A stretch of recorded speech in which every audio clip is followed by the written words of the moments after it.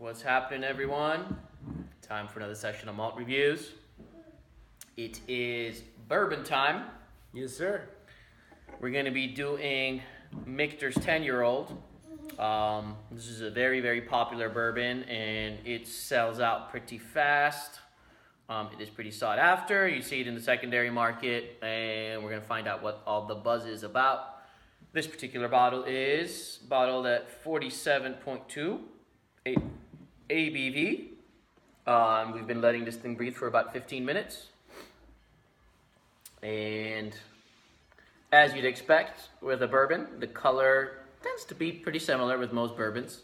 As with Scotch, the color varies a little bit more, but it's got a nice, rich, full mahogany color. On the nose.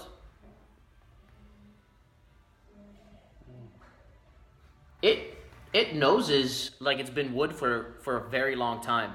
Like I would guess,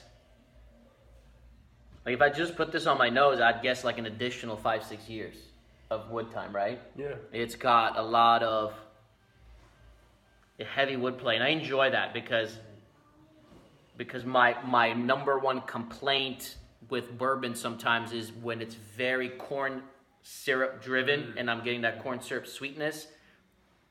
Corn sweetness to me is not as enjoyable as barley sweetness. So when that wood play integrates, some people don't like it in bourbons, but I do. I like it when there's quite a bit of wood play in a bourbon. So definitely enjoy this nose very much. I'm getting some super waxy honeycomb.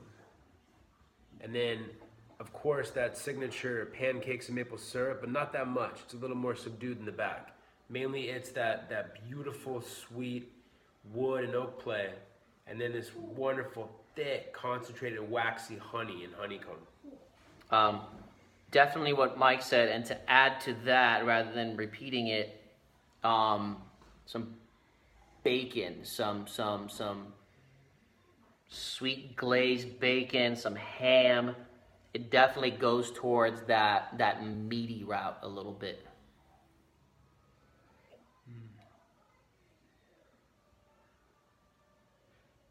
Does have some of those dark, rich fruits in there as well. Some very nice caramel. Oh, it's changing. Hit of those nice spices like cinnamon. And now, like Narby said with the bacon, that I'm getting like honey baked ham. Like the honey is all there, but then I'm definitely getting these different kind of like salted, meaty pork elements, like salted, sweet meat and pork.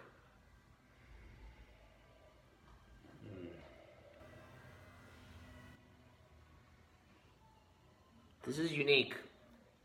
I'll be honest with you guys, I've never tried this before. This is my first time trying it. Mike has tried it a few times. I never have, and I'm enjoying it. Yeah, it's like, it's more like usually a lot of these older bourbons, it'll just be pure pancakes and syrup, and people love that. I'm not as into that. I want maybe a little more complexity. That's why I tend to prefer scotches over bourbons.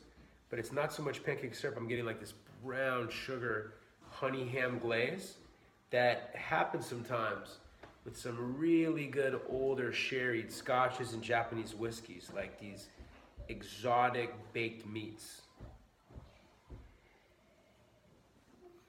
Really nice. On the palate. Wow, yeah.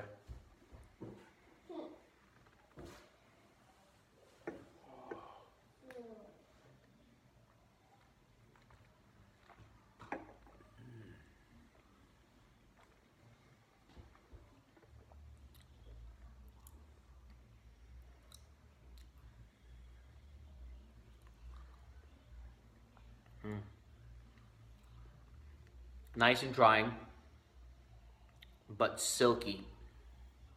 Silky mouthfeel. Dries the mouth out and immediately starts releasing with some nice dark fruits. That meaty ham, that glazed, brown sugar glazed bacon coming through, some vanilla, some spices like that cinnamon that you'd expect. Definitely getting some of that caramel coming through. And a really just enjoyable mouthfeel. That's something that definitely can get a couple points in my book. When the mouthfeel is very enjoyable, just because you just enjoy swirling it around, and it just kind of lingers, and the amount of viscosity and everything is just right.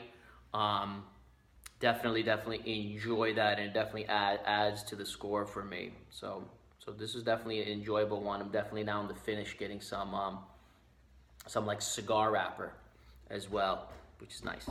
Yeah, I didn't get as much of the dark fruits on the nose as it sounded like Narby did. But on the palate, I'm getting, just imagine like dark chocolate covered acai berries, dark chocolate covered pomegranates, dark chocolate covered blueberries, dark chocolate covered raspberries. The combination of those two, like not so much that sweet, but really bitter, high cocoa content dark chocolate with these really dark concentrated berries. And that's really unique. I've never gotten that so much from a bourbon. And then you throw in the honeycomb is on the nose, the beautiful wood play. Like Narby said, it's so silky and smooth and creamy. It's a wonderful mouthfeel. Overall, it's awesome. Yeah, this is really enjoyable. I'm loving the finish. The mouthfeel combined with that like nice cigar. Oh yeah. Gets that cigar element to it. Yeah. Like a sweet cigar, the wrapper. Not the tobacco itself, but the wrapper. Kind of like when you walk into a nice humidor at a cigar shop, you smell that beautiful wrapper. But really nice. The mouthfeel on this is taking it to another level for me. Tobacco, man. That's a good call. That's nutty. Yeah, it's this is enjoyable. This scores. This gets a really nice score from me. It's at that 8. It's my first time trying it. And this could get an extra point. It's right in that 88 to 89 range for me. I'm going to give it an 88 now just to play it safe. But if I try this a couple more times, it can easily bump up to an 89. This is an amazing bourbon. And for the price point of around $150, I actually recommend it. I recommend this for $150. If you're a big bourbon fan, I really recommend it. Good stuff. And I give it a 90. Awesome. All right, you guys, we'll see you guys soon for another session of malt reviews. I know some of you guys are watching this, have tried this. Let us know what your opinion on it is in the comments below. We always answer to every comment. Cheers. Cheers.